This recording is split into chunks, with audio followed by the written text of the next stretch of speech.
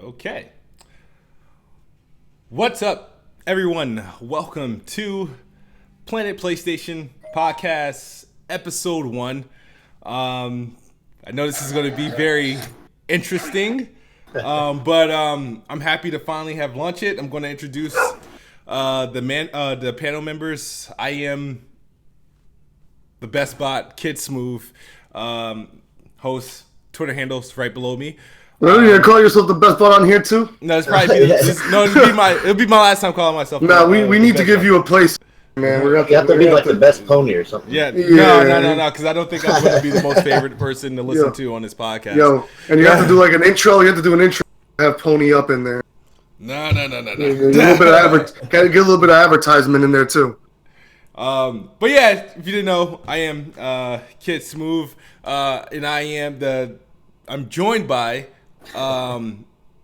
Ramble's Corner. Ramble, let them know who you are, where they can find you, whether it be Twitter, YouTube.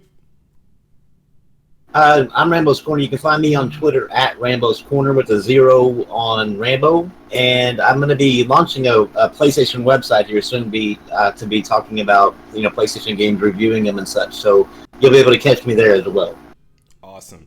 And then he went from comment troll to a party chat buddy.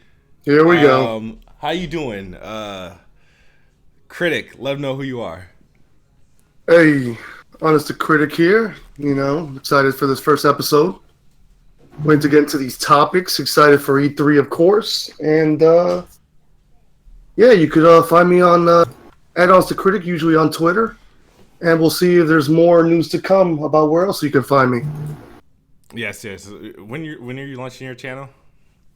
We'll see. I'm looking. Maybe by next episode, I'll have that ready to go. All right, you need to hurry up with that because I can't put no link in the description. I can't put a link to your channel. So due time.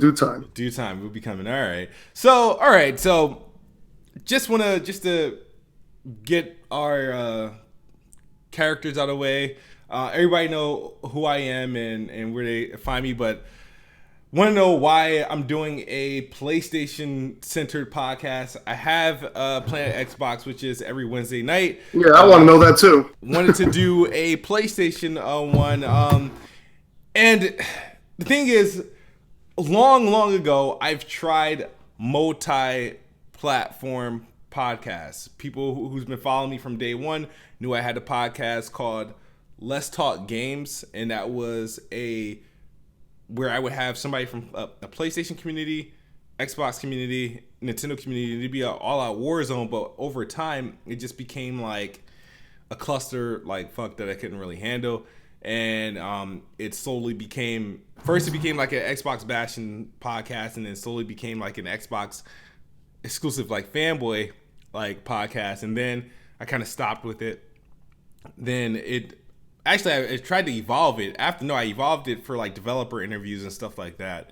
And then after that slowed down, I kind of revamped it, and then we started like Hard Knock Gamers and stuff like that. And I did the Writer's Block, which was more professional. And then we merged with Tick, and then we did Tick Writer's Block, and then that dissolved. And now I came back and I wanted to do an Xbox podcast with just Xbox peeps.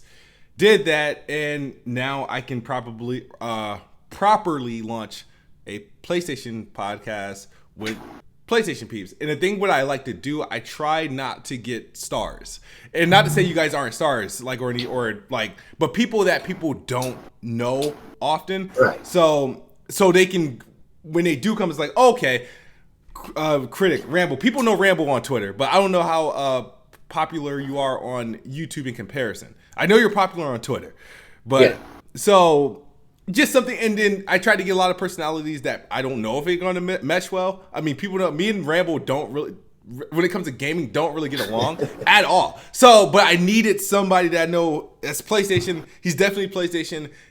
He'll make for a great debate. So let's do that. And that's why. And I just want to put it out there. I'm an old. Yeah.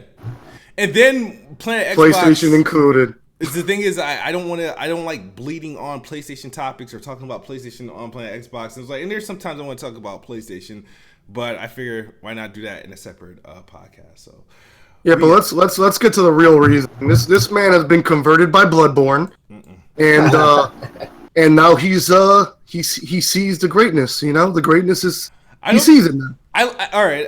I enjoyed Bloodborne, but I don't think it converted me any much. I just think I just like that game. I don't think it converted me pretty much. Oh yeah, and how about that God of War? Well, I was anticipating God of War. And I was only anticipating it because. But you like that one too, don't you? I knew it would be drastically different than the other ones, and I didn't like the other ones, and I figured this one would be best for me, and it was. So. Oh, we're putting you on the chair right now, kid. Yeah. This is gonna happen.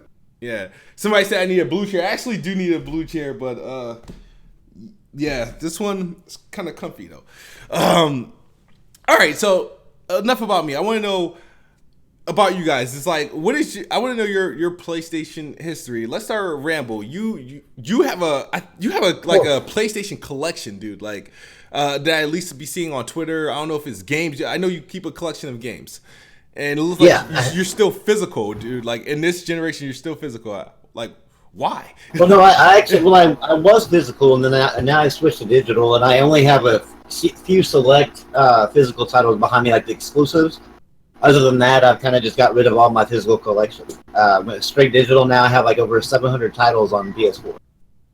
Oh, wow. Damn. Yeah. How many hard drives you have?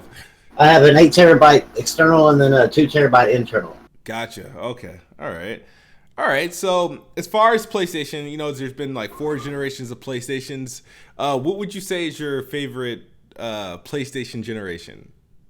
And I'm gonna have to say the PS4. Back during the PS1, PS2, and PS3, I was working a lot, so I wasn't really able to play a ton of the games. But now that I'm actually disabled and whatever, being at home all day. Being able to play like God of War, Until Dawn, Infamous Second Son, you can just continue going. The list just keeps on happening. And now Spider-Man coming up, and I cannot wait for that game. If this generation was to end tomorrow, right, what would you say were the 3 PlayStation 4 games that defined the PlayStation 4 generation for you? To you? God of War, Horizon Zero Dawn, and I want to say Until Dawn. Until Dawn, okay. Yeah, right. I love that game, man. All right, cool. So, Critic, same to you. I want to know what's your favorite PlayStation generation and why, and I'll let you answer that, and then I'll ask. That's a tough question because like you. For the sheer number of games, I feel almost obligated to say the PS2.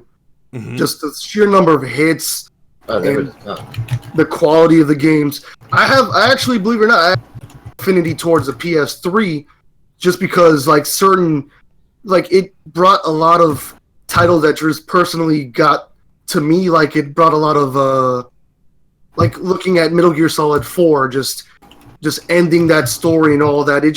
It was a very memorable generation for me.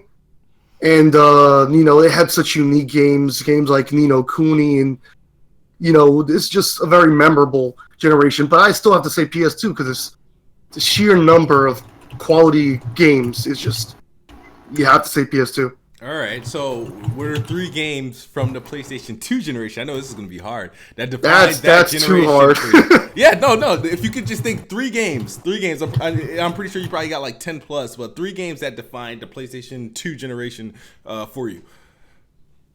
PlayStation 2 generation. And there's believe it or not, just thinking about so many, it's just I'm going blank because I can't think which one rises to the top at this point. But yeah, it's tough. Let me think.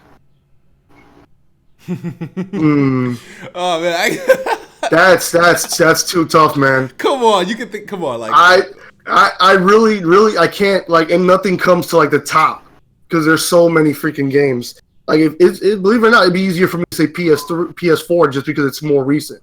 All right, so if the PS4 were the generation were to end like tomorrow, what would be 3 games you think to you that would define the PlayStation 4 generation for you? All right, well, definitely you got to have Bloodborne in there. Mm-hmm.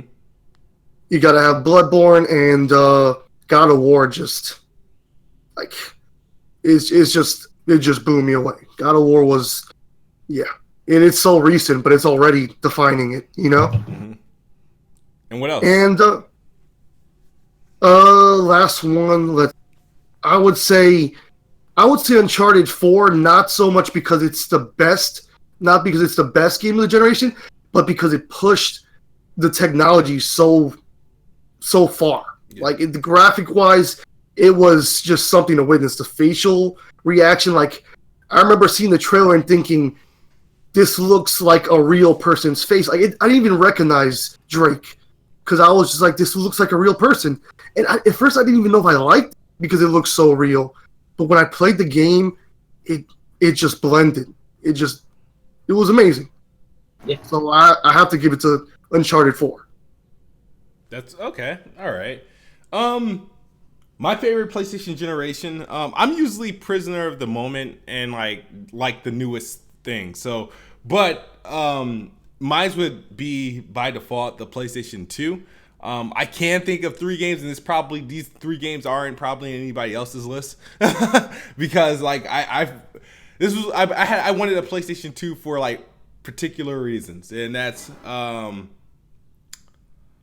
man, this is gonna sound odd, but the thing is, it was SmackDown, Just Bring It, right? That was the exclusive wrestling title to that platform. Even though I felt like even though I think Shut Your Mouth was the best one, it was. I cried to my mom that I wanted a PlayStation 2 because I wanted to play SmackDown. Yeah, back then you could only play it on there. My bad. I forgot I don't know how to shut off this stupid alert. So now here we go. No, but it's good. SmackDown Just Bring It was the one that kind of really defined it. It's like for PlayStation for me, Ratchet and Clank and The Getaway, the original one, not Black Monday, but the Getaway. So those are the games where I stayed up all night playing, inviting my friends over to see. PlayStation 2 is my favorite PlayStation generation, but I can tell you my 3 games that defined the PlayStation 4 generation for me. And this is, it's probably gonna sound redundant. I want to put Until Dawn in there, but I can't. I'm going to say Bloodborne, Horizon Zero Dawn, and Uncharted 4. Those are some of the games I did. Now, no God of War. Here's the thing. Oh, wow. God of War. If the generation, God of War. I had a great time with God of War. Right, I had a great time with God of War. But it's tough. No, it's tough because there's a lot of good games. Things that I went through with some of the games when I learned to appreciate it. Like Uncharted was like, okay, like I learned to appreciate Uncharted as I was like going through it, and I was like, man, I really like this. I really like this game. I really like this style of games. Like, you know what I mean? And now, which pushed me to get Lost Legacy and stuff like that. Bloodborne, like I said, I don't know if it's just because I was happy it was over or like that I actually did it, because it pushed me to play a genre or try a genre that I would never attempt, where I attempt but would never bother trying to continue on. And I just felt like, even though I had some like nits about it, I was very, very like satisfied with it. And even when I was done, like I didn't stream it like anymore, but I went back and just started just playing around just to play with it, you know? Which I haven't done with God of War yet, even though there's tons of content yet. It's just that it was like, I thought it was for the story. I thought it was great. The gameplay was great, but I don't think it impacted me in ways a Bloodborne, or Horizon Zero Dawn, or Uncharted 4 did. So those would, if the generation was to close out, sure, God of War is one of the best games there. But for me personally, those 3 games would be like my highlights for PlayStation 4. So no, I get it. It's tough. I mean, if you have to, a one's got to go with all the PlayStation franchises, that would be tough. Oh, Oh, yeah, that'd be tough. that would be tough. There's There's a lot of PlayStation fans that are afraid to do that. One's got to go. They don't want to, like, you know what I mean? So, I want to. Don't ask me to choose. Don't ask me to choose. Don't ask you. You can't even come up with a PlayStation, 3 games from PlayStation 2 that would define a generation for you. That's because it's so many. Like, I feel like that's something I would have to think about for a while, and it's just put me on the spot.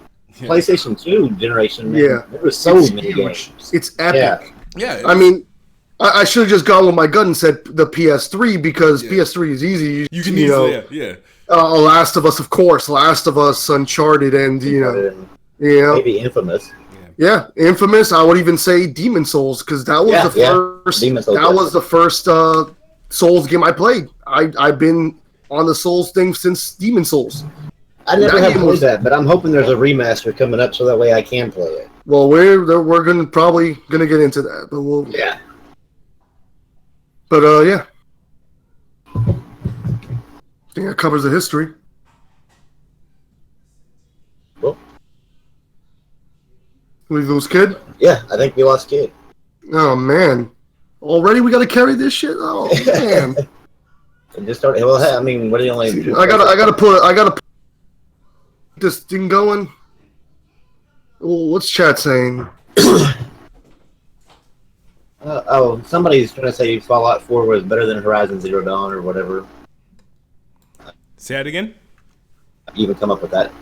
Looks like Luca's in the house. Shout out to Luca. All right, I do want to take a moment to say shout out to I know we just had like over 100 people watching, so shout out to all you guys for coming through today in this early afternoon. So I'm surprised. I love how he just came back all smooth like nothing. Yeah, like he was never gone. Yeah. It's smooth. I see where the name comes in. Yeah. Yeah, no, but I'm sorry if I missed out what you guys said. I apologize. What did I miss? Oh, you're right. All right. No, nothing big. We were just keeping it going because you. Well, good. Good. But let's good answers. Let's get really into the topics for today, man. It looks like H1Z1 the private I don't know if it's a private beta. It's a beta or is it like a preview for PlayStation? It's an open beta. It's open beta. Anyone can download it and just play. For exclusive for PlayStation for now, right? As far as console wise. I mean they have talked about whether it's coming to other platforms, but right now, yeah, PlayStation. Awesome. So who has played this game? I definitely have. I watched it. I watched 3MG play it. And then I heard you talking about it. Tell us about this. And I know you have experience with PUBG and Fortnite, and I want to know your thoughts on the H1Z1 and where it ranks in those games. Well, where it ranks, I mean, it's still gonna be. Fortnite's still gonna be number one for most people. Mm-hmm. Like it's hard to beat Fortnite because of just it has that Minecraft aspect that just it'll always be more dynamic, more like. You can always be more creative in that game. And some people, but here's the thing though, for the people that don't like the building aspect, that like they kind of hate that aspect of it, then H1Z1 is actually a fun type of VR game that might become that game for them. So it's definitely good. I mean, it's very simple. The way it's set up is that most of your buttons are mapped. Mm-hmm. So if you want to throw anything, it's mapped to a button, so it's more 1-to-1. Mm-hmm. And it's the one thing about it though is that the circle is very aggressive. So vehicles play a very big part in this game, which is what sets it apart. Like people will literally just get into vehicles and they'll just drive up to you and they'll just jump out and shoot you because it's more about an ambush. Yeah, it's more of an ambush type game. But I would say that as a group, it's a very fun game to play with a group of friends. By yourself, it's okay. But as a group, there's no way you're not going to be laughing, having a good time at some of the crazy, chaotic stuff towards the end of the match where everyone's in vehicles just trying to get a jump on each other. Do you find that the game, in comparison to like PUBG and Fortnite, do you find that the games go by quicker or slower, or is it like right on par? Oh, they're quicker. Okay. I mean, Fortnite is pretty quick. It might be It might be a little bit slower than Fortnite, but it's pretty quick as well. Gotcha.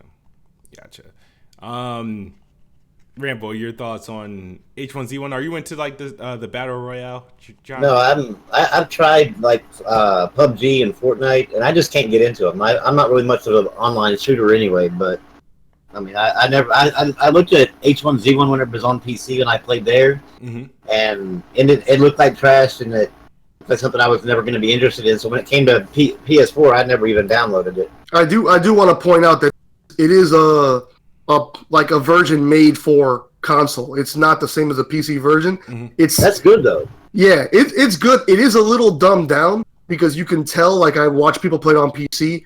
There's less inventory management. In fact, there's practically none. So it's simplified. It's trying to be like Fortnite in the simplicity of just carrying a few items. And for that, I think that actually helps it over the PUBG, where they're trying to bring the whole PC experience to the console. I think they should have dumbed down like PUBG like that too. Oh, I completely agree. It made it run a lot smoother, and I'm glad to hear this one actually runs smooth. But it's very smooth. Yeah, it's just not something for me. My son loves it. I mean, he plays it all the time. So, is there any reports on like the game as far as like how it's doing? It's doing actually really good. There was like over 4 million people. Yeah, like at the very first day, it was like 1.5 million people were playing it, and it got up to like around 4 or 5 million now. I think in a span of 4 days, it was about over 4 million. It was like 4.5. Yeah, it was about something like that. It's actually doing pretty damn well. It's taken off quite a bit. See, PlayStation doesn't need PUBG. I mean, if you think about it, you got Fortnite and you got H1Z1. I mean, you can make the argument. You can Fortnite that's already been said. Yeah. You know. Well, I mean, honestly, don't think that. I think that was the problem. Is right now, I don't think that they would even succeed by launching on PlayStation right now. Yeah. Like someone just said, PUBG is dying. It's losing a lot of its player base, and it's honestly, lost its player base. I said. Yeah, that's what I'm hearing. Yeah, that's insane, man. And this is on PC. That's on PC. I don't know about the Xbox side. I mean, we don't have numbers for that. I think the free-to-play aspect more than anything is what's pulling people towards Fortnite. Oh, yeah. In droves. Definitely. It's just the fact that you can tell your friend, hey, this game is amazing, it's fun, and you can download it right now. It's free. Yeah, come play with me. Well, you can even take it like on your phone, too, and be able to play the same character on your phone and move on, or the same account. So, I mean, it's completely, wherever you're at, you can be playing that if you want to. Oh, yeah. It's kind of funny because I was making the Xbox version of PUBG because I played the mobile version of PUBG, and it runs butter smooth, and I was like... Okay, now, did they take is it the full PC, like, inventory, or did they dumb it down on that? No, believe it or not, it's actually, the game is not dumb. Actually it's streamlined. It's very streamlined. Like it has auto pickups.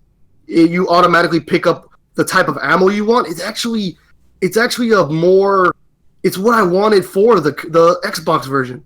I wanted them to streamline it. I can't play video games on my phone. No. I can't either. If it's not like a phone game, I'm not playing nothing like beyond on my phone. I mean, I played it for a while. It is a fun game. It does still have that tenseness, but it is a mobile game. After we'll probably put it down, but it's still impressive. Just looking at it, it's a very impressive game. Gotcha. I mean, it is what it is. I mean, the thing about what you call it, what do they call it, Bluehole, whatever they did, this sucks. I think this is the lawsuit's gonna do like them more damage than it does. Oh yeah, definitely.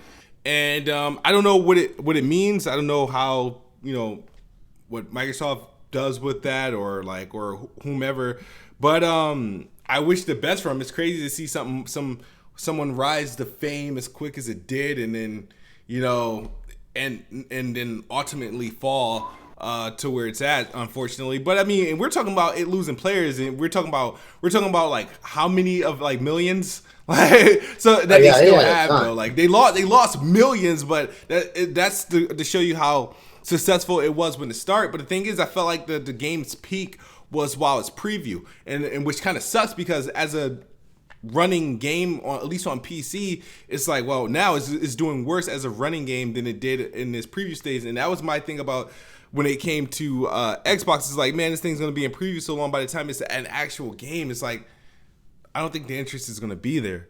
Yeah, well, I mean, people just weren't going to care because there's other things that are going to come in and take its place while it's in preview. Well, on top of all that, the priority is PC because that's where sales are. That's where the bread and butter is. That's where they're putting all their. You can tell from all the updates and stuff. Yeah. All right, guys, make sure you hit that like button. If you're support that podcast. If you're enjoying what you're seeing so far or listening to so far, hit the like button. Show that positive engagement. And speaking of positive, because we get to talk about positive stuff here, not like your other podcast. Oh, don't get please. No, which is a bash fest. My Xbox brethren. This must be nice for you, kid. To actually defend yourself. It's usually Kids Move versus a podcast is what I always say. I mean, there's a lot of difference of. See, there goes Merc. What I'm talking about. Yeah, but I know Detroit had just came out, and it was as far as sales go for the UK, it debuted at #1, just ahead of State of Decay 2 within the week that it launched. I haven't gotten a chance to play the game yet. I plan on getting it, but me personally, I'm waiting for some sort of price drop, some bargain deal. Or 2 You didn't play the demo? I have the demo. I haven't yet touched it. So, you played the demo though, right, Critic? I played the demo. I haven't played the. And Rambo, you played through the full game. Yeah, I played the full game. Finished it about a couple of days ago. Also, enlighten us. Tell me about Detroit and if you would recommend it for me at $60. Man, well, I mean, did you have a good time with Beyond Two Souls or Heavy Rain? No, I haven't. I had a great time with Until Dawn, but I haven't actually played Beyond Two Souls or Heavy Rain. Okay, well, I mean, the reason why I bring those up is because Heavy Rain's controls were terrible, but the story was great. Beyond Two Souls, the controls got better, but this one actually, Detroit actually is their best work so far. Yeah, but that's not saying much compared to some of the other ones. Oh no, this is true. Yeah, but I mean, it is. I mean, I would say I would put it right on the lines of Until Dawn, as far as the control wise goes. When it comes to this, the only complaint I had was that you spent a period of time with each Android, and then as soon as you got kind of invested in that Android, you switched to another one, and you kind of kept doing that over and over again until you got to the end, and then you got to play them kind of all together at one time. Yeah, I remember someone pointed out that if they were to concentrate on one, there would be so many mundane tasks between what the androids do. Oh yeah, definitely, yeah. So I think that they chose that aspect just to basically make it more entertaining to watch. Oh yeah. You're not watching the boring parts. My bad. Whenever it comes to I can't stop this, man. I think it's the subscription. Shout out to whoever just subscribed or follow me, and I think that's what's doing it. Yeah, we can't hear that. I'm not seeing any super chats, so that's a good thing. Listen, as long as I don't have to hear the song, yeah, cool. That's good. But I do, and it's just But go ahead, Rambo. Continue on. I apologize. No, I think when it comes to suggesting it to you at $60, no, I think I'd probably, if I was you, wait. I mean, it's good for what it is, but I mean, I don't think it's something that a lot of people that aren't familiar or aren't a big fan of this type of genre would really appreciate at $60. Gotcha. Now, I mean, if I was you, I would go to say GameStop, rent it, or buy it used and then be able to beat it within a week, take it back and get your money back. All right, because I plan to get it. That's the only reason why I didn't buy in digital, and PlayStation games is the only games I really tend buying physical, depending on, because I don't know, I don't own an external hard drive for my PlayStation and whatnot, but right. I'm fully digital on my Xbox, but with PlayStation games, depending on the hype, I like to try to go and get them early. So that's why I tend to have a physical copy. Same thing would happen with God of War and Horizon Zero Dawn. I was able to get those early. But Critic, from your experience with the demo, what are your thoughts on Detroit Become Human? Well, okay, so obviously the production is there, the quality is there. The voice acting is actually good because let's be honest, Heavy Rain was awful with the voice acting. It turned me off immediately to that game. I mean, looking at it, these type of games, I mean, because if you were to look at it through like reviewers, right, you might think that it's getting mixed, right? Yeah. It's a lot of mixed opinions on the game, but the way I see it, it's not that the opinions are mixed. It's that this game speaks to specific people. It's a certain type of game for certain type of people. Yeah. So for me, I'm not the biggest fan of even Telltale games. So, I liked the original Walking Dead. Mm-hmm. I liked that game, but most of their other games, I didn't go for that. Mm-hmm. So for me, this would be a game that I would probably get somewhere down the line when it goes on sale. But it's obvious to say, these games are great as a rental because they're so narrative heavy. But, it does sound like there's a lot of replay value to this game. So if you like this type of game, it does seem like it is doing enough to justify that price tag with the quality of the game and the storytelling. I mean, talk about like replay value. It shows like at the end of each segment, it shows like the flow chart of where you could have gone and what decisions you could have made. It doesn't tell you like unless you've unlocked those which ones they were. Yeah. But I mean, there's some areas that are like you have to make it so small you can't even see it to be able to see all the different choices you can make. Wow. Like it is a ton. There's a ton of replay value in this. Okay, and how long of a game is it? Like how many playthroughs you do, Rambo? I did one playthrough, and I would say it was about 25 hours. Okay. You said 25 hours? Yeah, about 25 hours. That's a good length, especially for a game of that type. Yeah. Because the production is obvious. Oh, the production is out of the world, man. I mean, I've never these people. You talk about like Uncharted 4 looking real. These people. Well, yeah, I find these games like Detroit. They're tech demos, basically. Believe it or not, I mean, I would still give the edge to Uncharted just because there's something about the faces that their details are very soft looking, but I'm not playing it in 4K. I know this game. Oh, yeah. So maybe that's why I see it as soft on a regular 1080p TV. I would think that the one reason I would give it to Uncharted 4 on that is because these games are meant to be able to have that graphic quality because it's so linear that it's not even funny. I mean, it's like you only can go a certain direction and that's it. Yeah. And so Uncharted 4 being able to get what it did with the semi-open world it had speaks a lot more about that than this game does. I get it. I think this is more about like a tech demo of what can be accomplished with gaming. I mean, if you look at Horizon, that's also why that's so impressive graphically is because of the expansive world and just how beautiful and lush and all the environments are. The environments are so detailed as well in that. Yeah, it's all right. And then we have speaking of we were just talking about Horizon Zero Dawn, but which was a highly successful new IP from PlayStation. Shout out to Blandrew. That's not gonna happen. You said Planet. You said Planet Switch. I don't. Yeah, no. I doubt kids ever gonna. That's for someone else. Yeah, no. I'll let somebody else do that. I could be. Oh man, that podcast would be about 7 minutes long, dude. Oh man. That planet's all yours, and Blandrew. Yeah, but speaking of Blandrew, I would like to have you on like any podcast in the future. I think Blandrew is one of the most underrated content creators I've ever watched. And not to say that he's underrated. It's the fact that you don't put out enough content. Wait a minute. Is it messed up of me to say I didn't even know?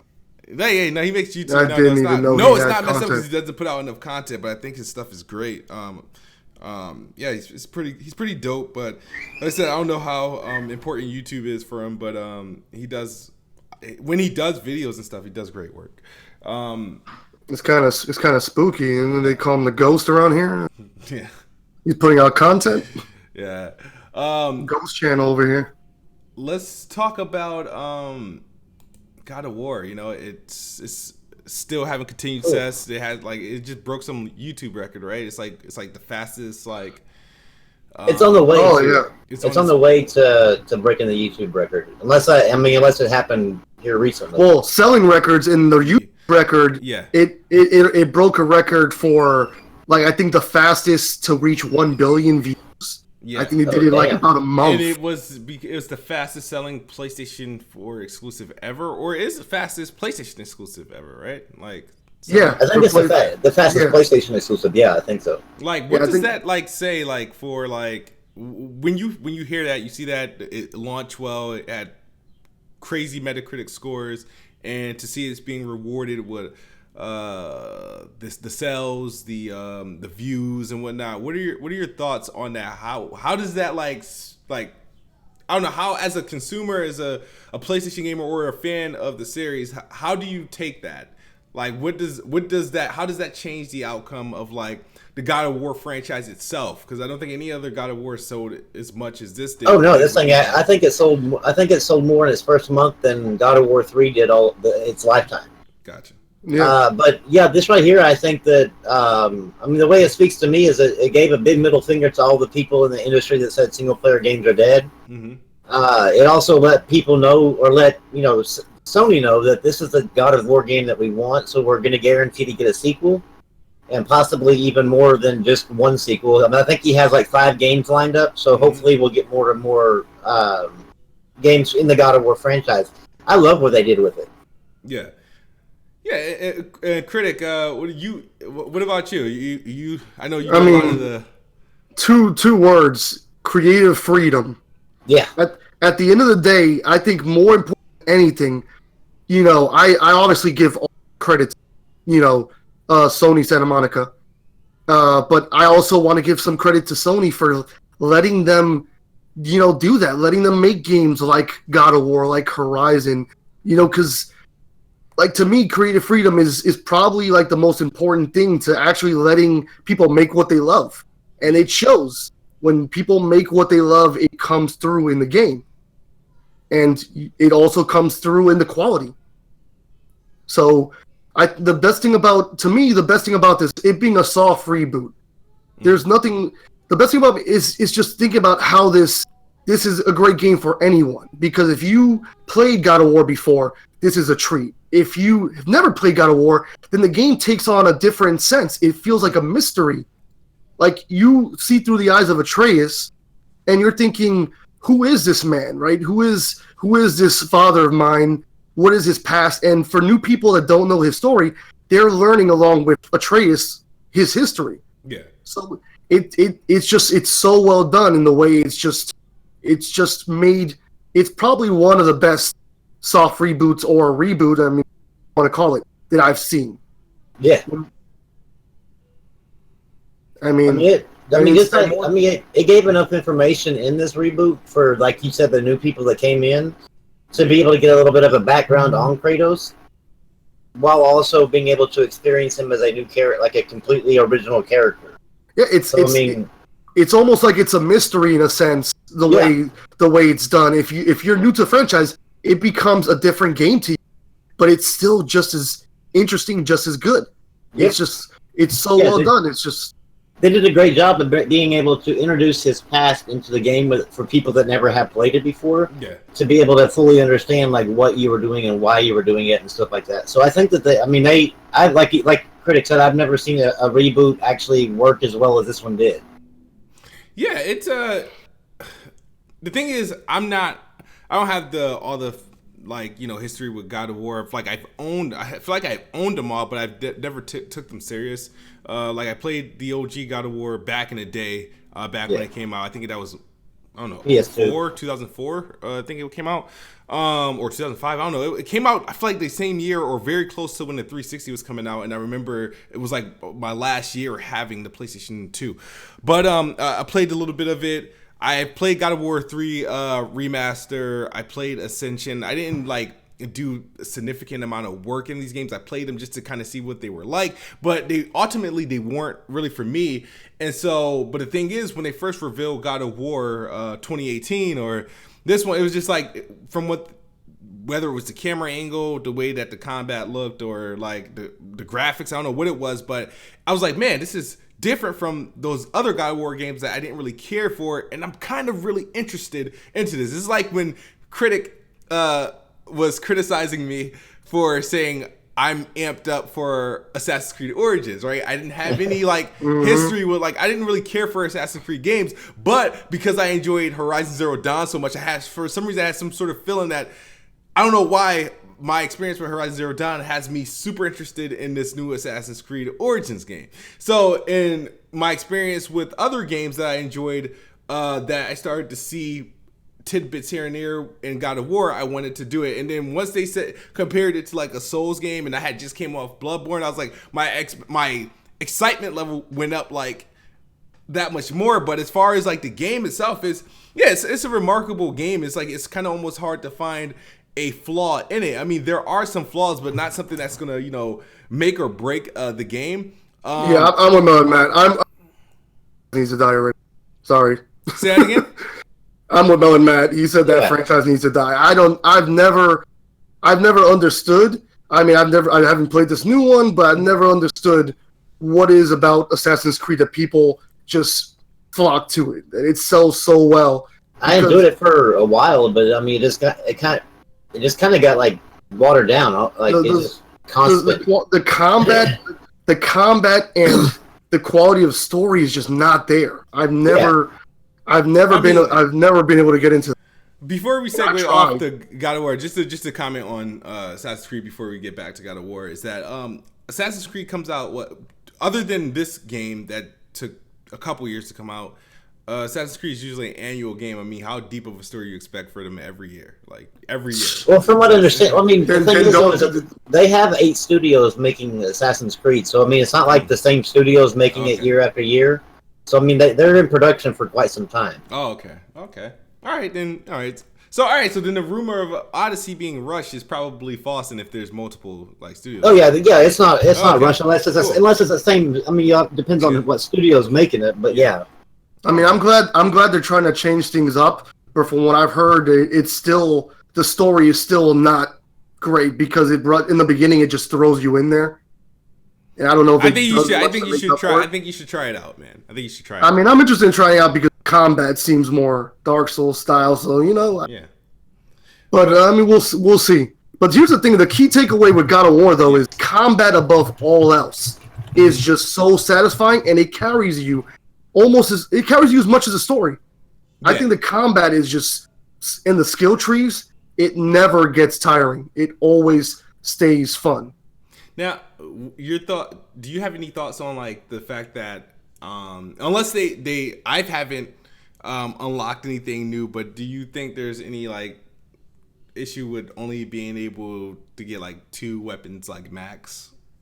Not, to be honest, not at all. By the time I came to the point where I was just about to get that other weapon, I actually tweeted that the game is so rewarding and it's so satisfying. I hadn't even got that weapon yet. I was already satisfied. When I got that weapon, it was just the cherry was a huge cherry on top. Yeah, I actually ended up using the axe. The majority. I love the axe. I love the axe. I love the axe. I actually ended up. Yeah, but at that point, once you got the axe, and once you got the other weapon, your axe was probably leveled up to a point where it's like no point of return. You know what I mean? You probably only use the other thing just to get through puzzles. Certain parts. Certain parts. Yeah. Well, they made sure that you would get good use out of it by giving you like certain elemental that you want to use it to do more damage. Switching up the enemies on you and shit, making you go back. Yeah. I thought that was pretty cool. Yeah. That was. I mean. They also did a good job with, like, I saw a lot of people complain, like, you were fighting that troll there, talking about how the same boss over and over again. That's not really even a boss. That right there is just like the same thing whenever you were in the previous God of Wars and you had like a ton of Medusas around. Yeah. Same thing. The first time you fought him. You cut out. You cut out, Critic. Oh yeah, because something popped up on my screen. The first time you fought him, it was a boss, but that was just to teach you as a tutorial. That was basically a tutorial, yeah. But the thing is about the game is that I feel like from what I heard of other God of War games, this game did not have enough standout bosses. Really, it was like real bosses, like how the Stranger and I think after the Stranger fight, I think that like everything kind of paled in comparison to it. That fight was just amazing. I do like of course we're I'm not gonna much spoilers. I'm just going to describe. But the fight towards the end, it's just I thought it was very good. The way that the fight is more coordinated. I don't want to be specific, but you know what I mean. There's coordinated between the characters. Yeah.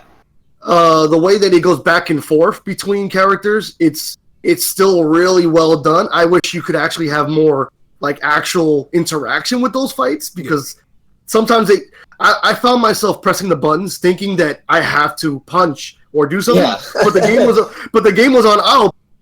Yeah, I did that too. And I don't want to make it seem like the game has a lot of these moments because it doesn't. Most of the time, you are in full control, and it has more than enough combat to satisfy and gameplay. So it's not like some people might try to say, oh, it's more. It's that cinematic thing that PlayStation does. It's not that situation. But yeah, it's still epic as hell. It's entertaining to watch. Kid, when you talked about you didn't like the past games, God of War games, you really didn't get into that much. That was the thing. Was like those games really only spoke to a core set of people with it being a hack and slash. And the stories were there, but they weren't like as deep and present as they are now, as what what gaming has become. Well, that's the question. Like, who panel? Are you more of a fan of this God of War than the old? Because that's actually a really. I've played all the God of War, and I would say this one right here is by far my favorite one. Yeah, I feel the same way. You guys already heard me. I was like, I prefer this style. I preferred this style before it even came out. Only because it was just all right, this is what's going to get me into it. So. Third-person action adventures are my thing. Yeah, I mean, to be honest, I wasn't the biggest fan of God of War before this God of War. It's something else. Yeah. All right, so that I don't know if you guys gave God of War any personal reviews, but we know where the Metacritic says critic score lies at. I want to know your personal thoughts as far as if you had to rate the game. I did a review. I think I remember my score, but what did Rambo? Matt's calling you out. He said you play the originals. I think that I played the originals. I didn't finish the originals. I played them, didn't finish them. Go ahead. I think with this one, I think a lot of people get confused with a 10 out of 10 being a perfect game, and that's not what 10 out of 10 means. Yeah. But I would have rated this one a 10 out of 10 easily. Gotcha. Critic. It's kind of funny because I know this doesn't sound connected, but right now I'm playing through Zelda Breath of the Wild, and the reason why I'm playing through this game is because of course I want to play it, but the main reason too was because this is the one game that they tell me that can actually, go against God of War for the game of the generation. Oh, really? And we're gonna find out. But as the way I see it right now, as it stands, it's God of War. It definitely earned that score. I mean, to me, the Metacritic is on point. I think 95. Obviously went down to 94, but to me, it's a 95. It's a 95. What's 1 point, man? What's 1 point? Exactly. But is the game perfect? I mean, no. But I don't really see any flaws where I'd say it leads me to believe that it's imperfect in any way, to be honest, because I didn't have any bugs. The experience was polished from start to beginning. Yeah. And, I mean, the pacing was expertly done. I don't really see how you couldn't even say that it's not really a perfect game. I mean, I guess you could say frame rate drops. I mean, okay. That's about it. My thing is that I gave it a 9. I think it's a very good game. I don't think it's the game of the generation. And I say that because me personally, I have a hard time trying to see what made it so much better than some of the other PlayStation games that released that I enjoyed so much. I'm like, well, what makes this so much better than let's say Horizon Zero Dawn? What makes this so much better than Uncharted 4? I mean, what makes this game so much better than Bloodborne? Then I answered that question. I was like, well, graphics and story. You know what I mean? That does it for me. It's like, all right, the graphics is so much better than Bloodborne, and obviously Bloodborne doesn't really have a real story other than because the story of Bloodborne you got to kind of have to research, whereas God of War, it's there, and it's Well, there's a reason why when I said the top games I didn't mention Horizon, and that's because Horizon is one of those games that you tell they borrowed so heavily from other games, and it's more obvious with that game. So like when I played it, the story was very well done and unique, but some of the gameplay aspects felt a little bit copy and paste. That's the only reason I didn't mention Horizon. Otherwise, Horizon is awesome. Gotcha. All right. So what would you say the game of the generation is? Oof. I mean, right now, you're talking to Kid or you talking to me? Yeah, I was talking to kids movies like you. I don't, man, dude. I don't. I don't know if I have one because I don't believe Zelda. It is. I think people are just really in nostalgia. I don't think Zelda touches. I just think, man, the games that people consider the game of the generation or that everybody love, I didn't really care for. I think the only games that I kind of leaned towards that a lot of people like was like God of War and Horizon, but The Witcher is not. I didn't really care for that. Zelda, I didn't care for that, and dude, I don't know. I really don't know what the game of the generation would be. I'm trying to see what did it. I don't know, man. I'm sorry. It's like you're searching hard and low. No, I'm not searching for like an Xbox game. I'm searching back, thinking about can I get away with saying Cuphead? No.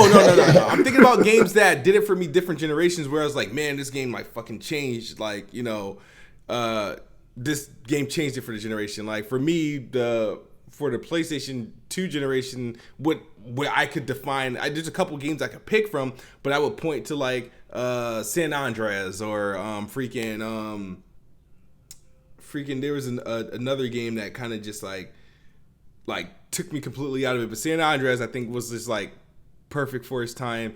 The 360 generation, there was me personally. Didn't that game just become backwards compatible? Yeah, yesterday yesterday. But dude, that's a good question, dude. I have to really think long and hard about it. Maybe hopefully I have the answer for you on episode 2. Okay. Well, right. God of War isn't actually my game of the gen so far. It still is Witcher. It's still Witcher 3. See, mine is God of War for sure. God of War for sure. God of War for sure. Awesome. I mean, you're definitely rocking the crate, so I would have guessed. But I mean, I fell in love, man. It's just one of those things where the world of God of War is amazing, but I just love those worlds. It feels lived in, and you have villages and locations where you can interact with more people because God of War is a different type of game. So it's just not as as narrative deep when it comes to the NPCs and mechanics of yeah. It's the expansiveness of Witcher. It's hard to match. I mean, playing Witcher made me hate some games. For example, I did not like Fallout after playing Witcher because it felt so outdated. I loved Fallout 3, but Witcher made it look so lazy. It made it look like a lazy freaking game. I could not. After a while, I got through all the new mechanics in Fallout 4, and I was like, I can't play this anymore. It's not even close. Gotcha. I still have yet. I mean, I own Witcher 3 on like every platform, but I've yet to actually play it. So really, it's because there's so many games that I have. Like I have 700 games, so I mean, it's kind of hard to devote that much time to one game. Yeah, I mean, eventually I'm going to play it. I know. It's just a matter of when. I think you'll still end up being still going with God of War because probably so. Just because it's a certain type of game, deeper. Yeah, I mean, those really expansive RPGs. Yeah, shout out to Merc305. And playing at Xbox, he was saying he first, as soon as he was playing like God of War, it was like, all right, God of War. He said it might beat out The Witcher 3, and I think just this past episode he revisited and said, all right, it's still The Witcher 3, but God of War being a close second because it looks like. But yeah, a lot of people like Witcher 3. Me personally, I don't see the big deal, man. Yeah, I don't see the big deal. Listen, I can understand why people say it's the game of the gen. I can understand why people say it's boring. Mm-hmm. Like it's because it's just that type of game. Like it has a very slow start. It takes a while to get into the meat of the game, and you have to be into that type of game to really even give it a chance. Yeah, that makes sense. It takes a really long time. like side quest wise, Witcher is like nothing else. The story, the way that the side quests blend into the lore of the world and the area you're in or the monster you're fighting, it's like nothing else. There's no world as well expanded upon than Witcher. It's just like I don't know if there ever will be unless they make it themselves. We'll see. With obviously Cyberpunk, but we're moving too far. All right, guys. So on to like the final subject. I mean, I did a video on this. It made like the news. It made some rounds with was it Sean Layden that went out and said their E3 is gonna be focusing on like the 4 big games, the big 4. Yeah, leaks await. Yeah, so I mean, that should be the slogan for because everything is being leaked. I mean, you got PlayStation; they leaked their own conference. Yeah, so my question is like, what are you expecting from PlayStation E3, and what do you expect to see from the Big 4, like the quote unquote Big 4? I'm sure there's some leaks out there. I did not get to look at the PlayStation leaks yet, but I heard rumblings. I've seen seen titles to YouTube videos. I didn't actually watch them about PlayStation's E3 leaking and whatnot, but. What are your thoughts? What are you guys expecting to see at PlayStation E3, and most importantly, what are you expecting to see from the Big 4? Are we seeing gameplay for each of these games? Like, and what do you expect to get? Oh, we better. Well, we've already been told. I think we've already been told we're going to get some sort of gameplay from all 4 of these games. Mm-hmm. Obviously, Spider-Man. I think with Spider-Man, we're going to also get an announcement of a custom console that goes on sale that day. Because that thing's going to print money for. Didn't that Sony. leak? Didn't the custom? No, I mean it's somebody that created they announced it. Well, no, they didn't. They haven't announced the custom console. Mm-hmm. Oh, so the one that was online was somebody created that. Yeah, somebody created okay. it. Yeah. They did. Oh, really? Oh, I didn't even know. Good job. Didn't even know somebody that. created. They haven't announced it yet because I mean I'm buying 2 of them when they do. So, I think you're gonna see a lot more gameplay. I really don't know what we're gonna get as far as like these 4 games. I mean, obviously we know pretty much all about Spider-Man, but the other ones we're not going to get any sort of release dates or release windows. We might get like 2019 or whatever, but never like a more narrowed down date. I don't know if people are expecting some sort of release date. You kind of are expecting the wrong thing, I think. Yeah, we didn't even get a release date for God of War at last year's E3. Well, yeah, I mean we didn't get it until like a month before or something like that. Mm-hmm. Yeah. Yeah, so they release the release date like when they have them specifically. I mean, they might just go with that. Tell you spring. They might spring 2019 or fall 2019, something like that. I mean, you might get something like that, but specific. Yeah, you won't get anything specific. And half the leaks I've seen online with PlayStation V3 are all fake. So I mean, I really don't know what to expect otherwise. I'm fully expecting them to like Bluepoint to be there with that with their remake or whatever they're remaking. Is it confirmed that they're making an actual PlayStation game, or is it like? No, it's not confirmed. Like I've yet to see what, but I mean I think they've worked with the Xbox like once or twice. They worked on Xbox for the Titanfall 360 port. Yeah, and they did Shadow of the Colossus for PlayStation. I'm not sure many other games they did. Didn't they work? They helped do like a Gears of War game or? Yeah, well, I think one of the Gears of War games I think they helped or whatever. It hasn't been too much. I think it's one or two games with Xbox, but the rest have all been PlayStation games. So yeah, well, I have two things when it comes to Bluepoint that I expect to see. There's the one I know a lot of people were saying that it's probably going to be Metal Gear Solid, a remake of 3. I don't really think that's going to be it. It's easy to think that because if you look back, Bluepoint made the PS3 collection, right? They made the collection, and if you look at also Shadow of the Colossus, they made the collections of that too, and they decided to go back and remake that. So people are obviously thinking, well, they might be able to do the same and do it with. The big difference on that is that Konami's not going to let go of any of those old, or give the permission for any of those old Metal Gear games because of Kojima. So I mean, I think any old Metal Gear games, y'all might as well give up on that. that's my thought. My thought is actually more towards the safe bet. I got two because there's a safe bet and there's a long shot.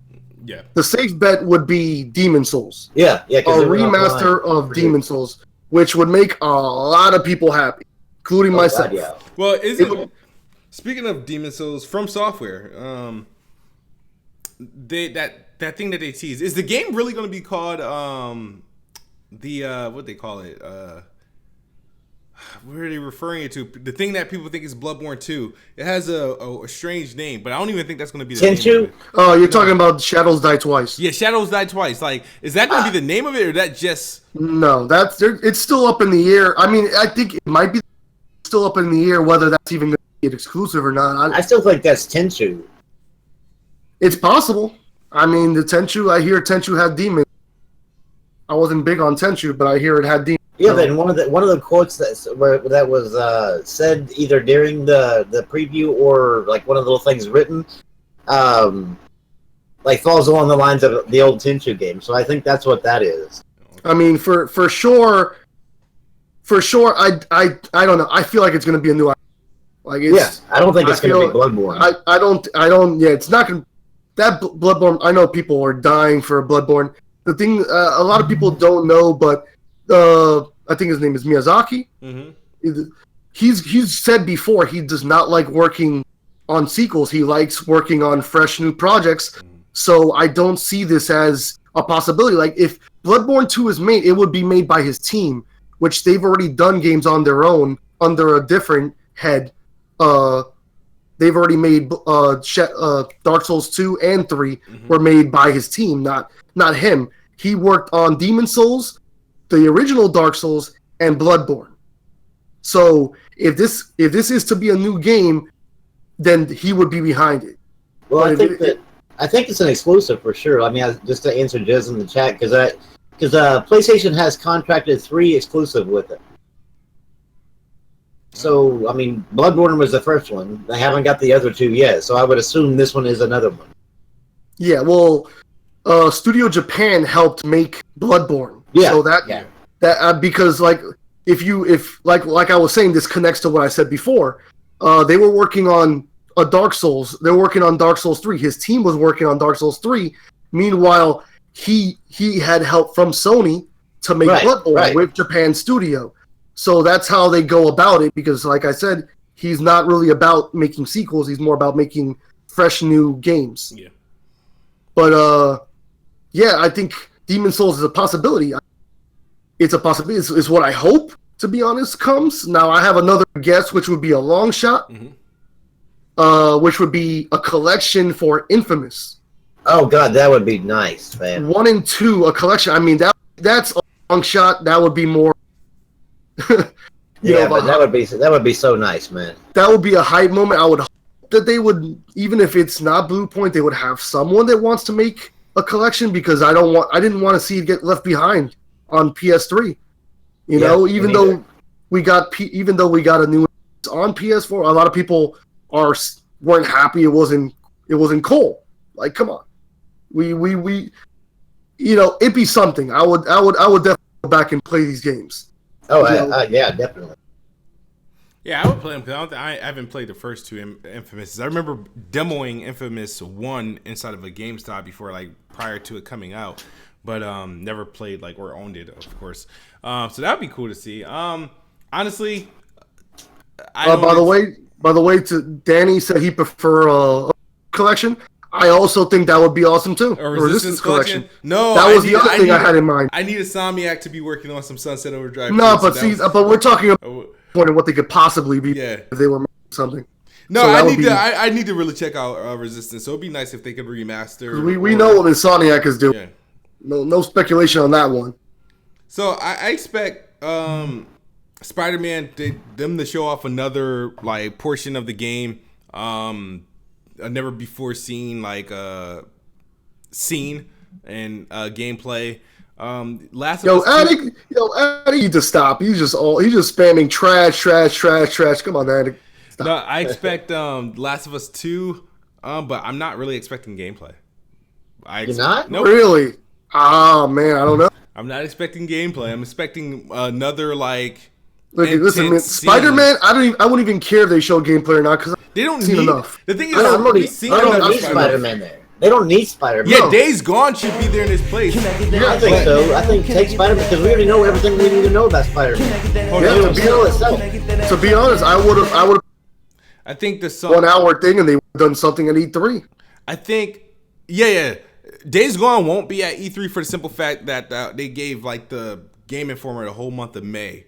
Well, we also know we also know they don't want it next to Last of Us. Yeah. They don't want. They don't want people to be like, those are which game is which. Yeah. You know, they're too similar in their narrative and the type of game it is. Don't say that.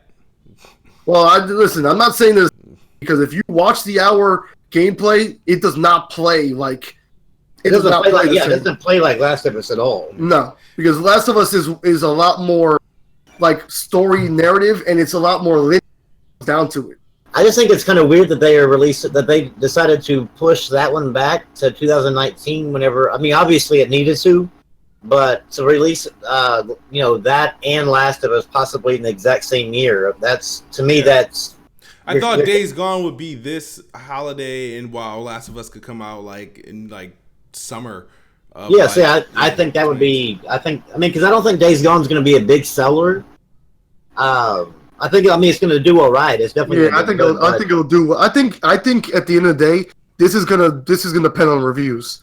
Like, yeah, I think a lot of people are up in the air about this game, and because Sony Bend's not. So this is something completely new for Sony Bend. But see, this is one of those games that if it surprisingly reviewed very well, then people will actually come out for it. But if it reviews okay, then the sales will be okay. I think it really depends on the reviews for this one. I honestly think after seeing obviously there's still more time to go for that, but after seeing the hour gameplay that we've seen, I honestly think this thing's going to review in around the 80. And yeah, I would say between 80 and 85. I think it's going to be like one of the hit and misses, or like you're either going to like it or you're not. And I don't know. I see it being a hit. I don't see it being like a. And let's not be like everyone else. Say that means trash.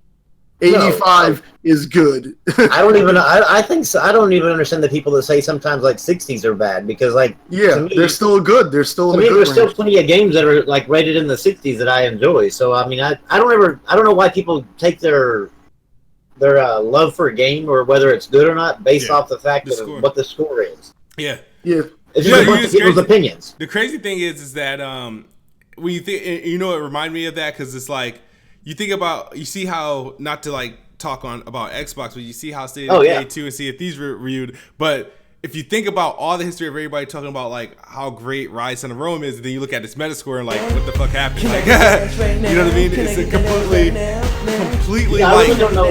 I would love to have known what people were thinking during the Metacritic's like reviews for Rise of Rome because that game was like to me one of the best games on the Xbox.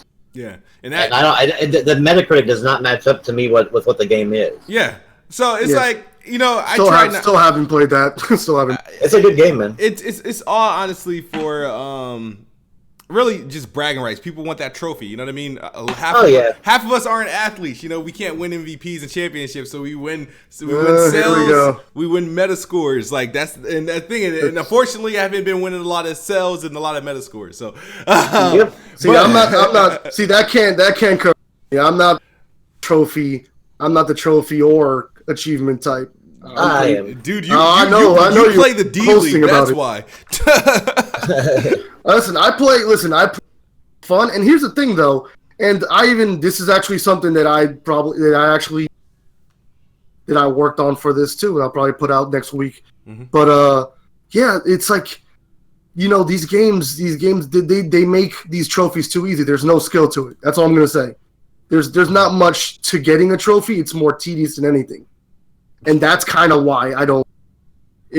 And it's not that I hate it, because it's nice to have a trophy pop when you achieve something. How old are you? Nice.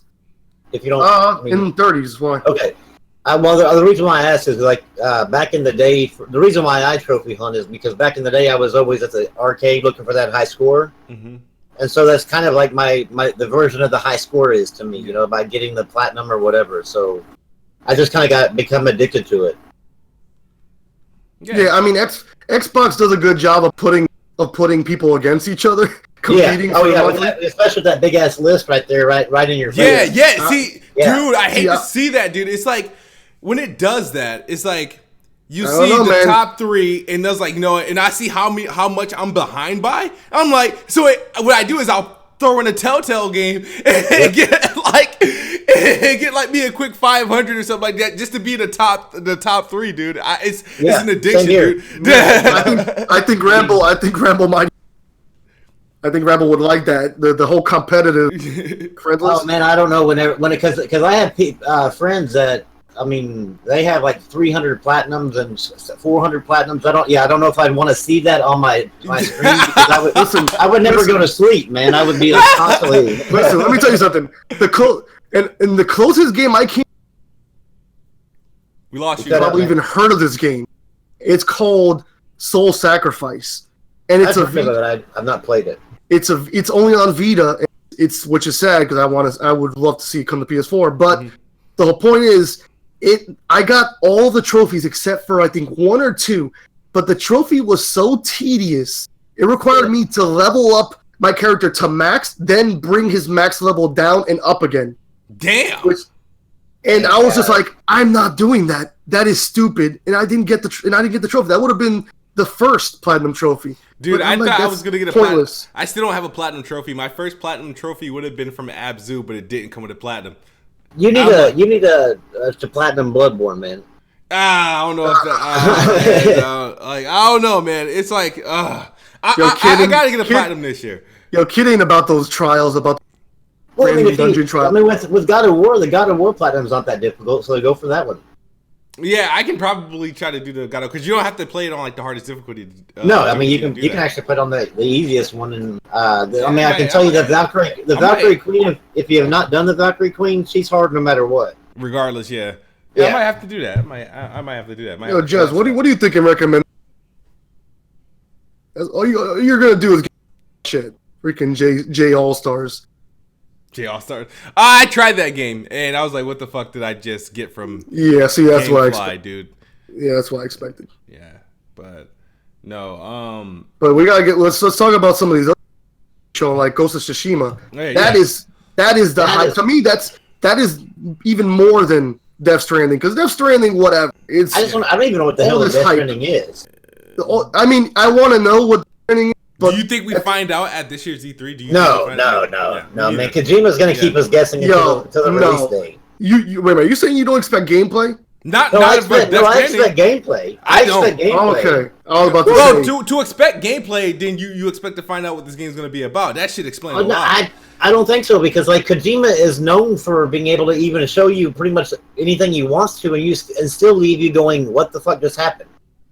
Like he's definitely the king. I would love to see a movie made by him, honestly, but I don't know. I mean, I think we'll see a little bit of gameplay because I know Sean Layden has played this game or parts of it, so I think we will see him, and then I think or see the gameplay, and then I think we still won't know anything what's going on up until release.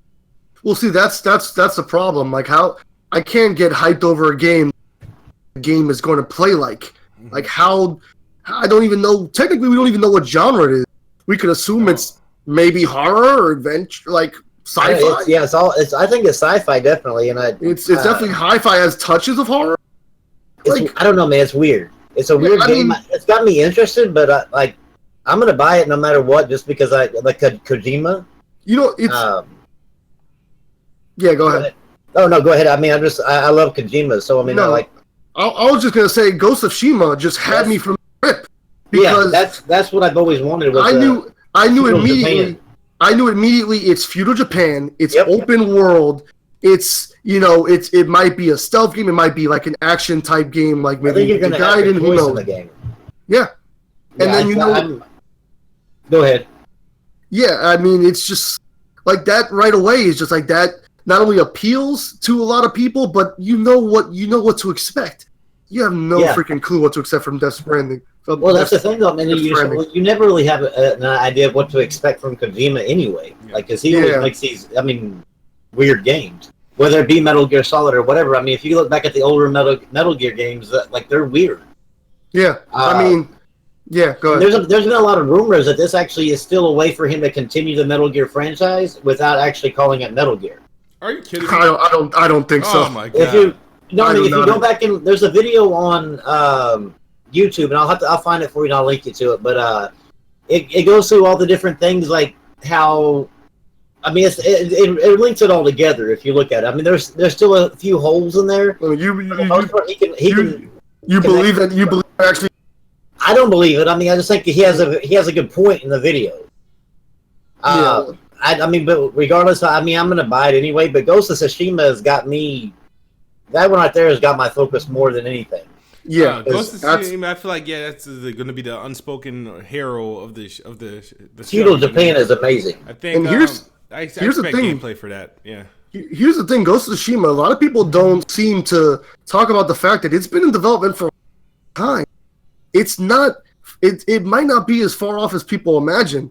That's the one thing I don't hear much people talk about, because I remember they when they first revealed it, they said they had worked on it for over 3 years already. So, I could imagine maybe we might even get it 20 what.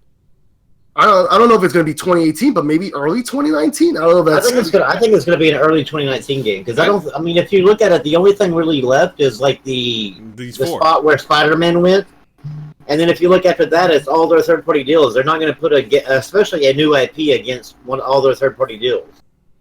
Oh yeah, so I think you'll definitely see it early 2019. Real quick, Soul Sacrifice is definitely hot, and it's definitely lit. People are still playing today. I agree with someone who was saying that in the chat. But yeah, getting back to it. Yeah, but no, I feel like we're approaching the time to close out. Okay. But I want to say, thank you guys for helping make episode 1 a success. Looks like I still had one more prediction though for it. Oh, my apologies. Go ahead. Let us know. Well, it's one of the obvious.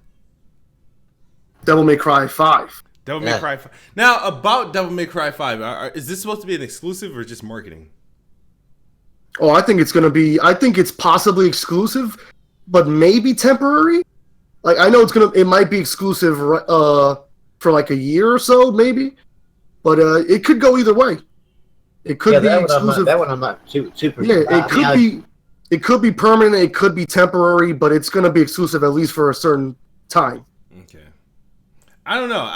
I don't think there's going to be one there. So, me personally, I hear people talking about it, but I just haven't. I don't think it's going to be there. I'll be surprised if I don't think so either. I don't think so either. I don't know if it's going to. I think if it's going to show up, it's going to show up at the Tokyo Game Show or Paris. Well, here's the thing. You got to look at it like we already know the fact that they're going to be showing these 4 games, and aside from that, the only surprises really are going to be third party. Yeah. So, I mean, it's possible they could try to show some kind of teaser, maybe something very quick and just to let people know or start getting excited for it. Mm-hmm. But yeah, I think it's possible. Awesome. Yeah, I mean, well, honestly, I don't think PlayStation is going to surprise us at all. No, I don't think so. Just based on the way that their E3's been going the last couple of years, and right now they're at like a mature phase where, I mean, what? No one would be surprised for a medieval update. Well, yeah, but I mean, I want the medieval game definitely. I want to know when it's coming out. I don't even know. I mean, I played a little bit of the original PlayStation 1 version, but yeah, I wouldn't even know what to expect from that. But I'm with you, kid. I don't think the PlayStation is going to be surprising us like in the next couple of years. I think what they're going to show is going to be like great. They're going to like of the games that they're showing that we know of. Whatever they show is going to be probably like going to get a lot of talk. They're going to show some great things. Well, that was one of the things we were going to talk about, which was the life cycle ending. Yeah. So it's pretty obvious that it is winding down. Things are winding down, and. You shouldn't really, at this point, expect that many surprises, to be honest. No, not at all. I mean, if you look at their lineup, do they really need more? Like, they have the setup for the next 2 years easy. Yeah, and the thing is, though, is that, I mean, if you look back at their studios, most of them have already made their games. And if you wanted something from them, you don't want it coming at the end of the PlayStation 4, and then having to wait another 5 or 6 years into the PlayStation 5 before they can make something else again. So, I mean, it's getting to the point now to where they got their stars on stage with The Last of Us 2 and stuff, and they're going to work their way right into the PlayStation 5. In fact, I wouldn't put it past The Last of Us 2 and Death Stranding being PlayStation 4, PlayStation 5 cross-gen. Yeah, I mean, the beauty of PlayStation though is its own Japanese market, which means we're always going to be getting games. Even if it's not, the AAA exclusives, the Western style, there's always going to be exclusives. There's always going to be games coming. Even after the PS5 comes out, they're still going to be releasing a lot of these games even before the PS4, because that's how it was with the PS3 and the PS4. Yeah, they said that they're gonna keep supporting the PlayStation 4 until 2021. Oh yeah. So I fully expect we'll see something releasing as far as the PlayStation 5 by fall of 2020. I mean, just look at Yakuza. They're going to remaster all of the... Oh, yeah. I cannot wait for that. Yeah. So the announcements are still coming. People shouldn't be worried that there's not going to be anything to play, because the Japanese market is almost like its own separate entity when it comes to PlayStation, which is one of those reasons why there's so much to play on. There's so much variety. Yeah, fair enough. But yeah, like I don't know about like the PlayStation 5. Something tells me fall 2019 or March 2020. I think the industry is starting to realize that the holiday season is not the only way you can is not the only way you can thrive. If they haven't learned from Nintendo or you mean Xbox is learning that? No, the industry as a whole, because you got to be. It's not just Xbox that just releases in the fall. Yeah, but they've started moving some of their games. Look at this year in comparison to the years. Look at all the big games that we typically would know of. Half these games that are coming out in October and September would have been November games, and they're not. I mean, it's I don't know. I feel like in the next couple of years, things are going to look a lot different. I think Xbox, regardless, will still launch in like the fall. But I think I won't be surprised if PlayStation launched in like spring or winter. You know what I mean?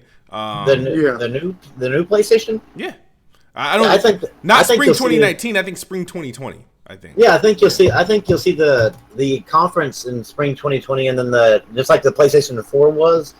And then you'll see the actual console release like in the November 2020. Yeah, that's exactly how I see it. Most consoles, like most of these big consoles from like Sony and Xbox, always launched around November. Yeah.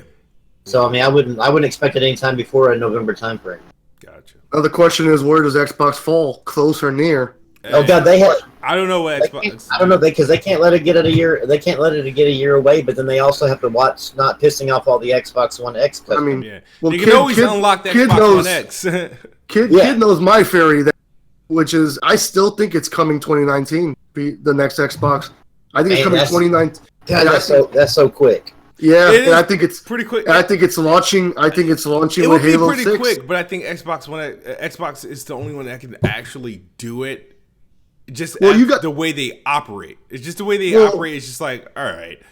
I've explained to Kid why I think it's possible that they would do this, even though you might look at it and say quick. But when you look at the X, right? The X was a game made for the hardcore, for the people who really want to have the best. Mm-hmm. Right. If you look at it, the casual market, they still own a S or just the regular, the Xbox. So for them, it's not going to feel as quick. And at the end of the day, it is the majority of the market, the casual market, that they're the ones that if they're not happy, it will affect anything. Really, the hardcore. Let's be honest. Kid's gonna buy another Xbox. Well, the hardcore would buy another one. That's another thing, though. That's another thing, though, is that Xbox said that their old gen it's going to be forward and backward compatible. So I think that what they're going to do is make the X the base. Mm-hmm. And then move on to the next one, so that way people that are in with the S can move on to the X or the new one. Yeah. No, that's a possibility. It would still be their next system. But yeah, it's possible they just turn the X into their next system. Could be. I don't know. We'll have to see. Kid actually brought that up, and thought about that. He brought that up a while ago. I think they unlocked the X, honestly, before, like, because the thing is, you don't invest into the system, put a fucking 12 kids gig already, GPU kids already advertising. Dude, unlock the power. If you made a game literally exclusive for the X, it would be like fucking night and day from what an Xbox One game would look. Dude, I can already see them promoting unlock the power. Well, the only problem with the X though is in the power with that is that it's kind of hidden behind that damn CPU. Yeah. Oh yeah. Yeah, that CPU definitely. Yeah. That they need to swap out that CPU for something else because that would be a problem. And maybe that's when the power of the cloud comes in and substitutes the CPU. Well, are we ever going to see the fucking power of the cloud? That's what I've been waiting to see. No, wait. Nintendo already showed you the power of the cloud for Xbox with that Resident Evil Cloud game. Oh, yeah. They did it first. Yeah. That's kind of sad, man. Yeah. I made a tweet about that. Like, is Nintendo actually going to show the power of the cloud before Microsoft? That was hilarious to me. Technically, they didn't really show. I mean, because PlayStation did the PlayStation. Those are different forms of how the cloud can work. I mean, but I know, that wasn't the best example. But people are still going to make that connection. Yeah, you know. But I want to thank everyone for tuning in episode 1. Yeah.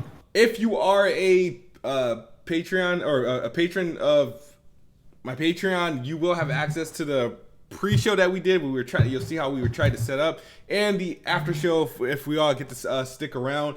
And if you want to be a part of this, you can submit topics and be on one episode. I was going to start as bi-weekly. I'm not sure. E3 is not this weekend. What the hell's going on? What is this weekend? Next weekend is E3. This coming weekend. Yeah, and the show takes place on Friday, so chances are we might not do a Friday show. I'm thinking about doing it because I did want to do a Planet PlayStation reaction live stream to the PlayStation conference. Do like a live call in if everyone's available. If not, we can do a standard show. Otherwise, we can skip Friday and do the show. I think PlayStation's live Monday night. Monday night.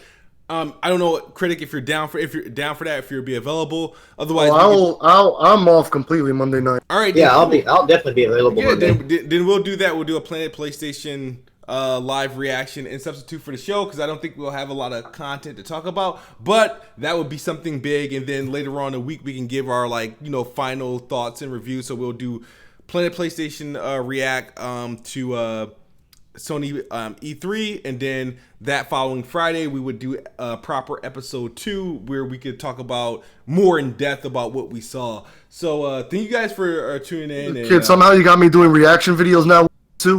What's this? Hey, you need I'm the one making fun of your reaction videos. You need to jump on it. You need to jump on it. Make some cringe-worthy reaction man, videos. I'm not making any faces. I'm not look on camera. We'll see. But if you enjoyed this podcast, hit the like button. Hit the notification because every time I go live, you'll get that. And I would love to hear you guys' feedback on this show. Let me know on Twitter or let us know in the comment section below. And of course, the show will be available on iTunes and SoundCloud. So thank you guys for watching. You guys want to do your outros? Let them know where they can find you once again. Once Critic gets a freaking YouTube channel, I will link that.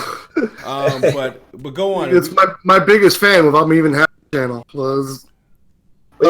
Y'all can follow me on at Rainbow's Corner, and that's on Twitter. And I will actually try my best to start uploading again onto YouTube. It's just that I kind of got out of the habit, and then I just haven't ever got back into it yet. Yeah, but kid, let me save you some trouble on the feedback. What I noticed the most, I was watching chat, and what they're saying was no drama. They were expecting a lot of argument. Everyone's agreeing. Mm-hmm. Hey. I mean, this. You can have a podcast that's just informative with people's opinions. They don't always have to fight. Yeah, I mean, I highly doubt this would be a yes man podcast. No, it's I'm pretty not. Sure guaranteed. I'm pretty sure after this weekend there's gonna be a lot of disagreements here and there. Oh yeah, I'm not. Like I said, me and Critic don't get along on a lot of things. Me and Ramble really don't get along. This was just a nice pilot episode. Our politics may be a little bit on things, but as far as gaming, we usually don't get along. Yeah. But thank you guys for tuning in. let me finish up. Oh, go ahead. So yeah. So you could follow me on Twitter at Honest to Critic. We'll see about that channel. And as always saying, if you're gonna be a critic, be honest. And yeah, great show, guys. Great show. And unfortunately, I haven't thought of an outro to do on this show yet.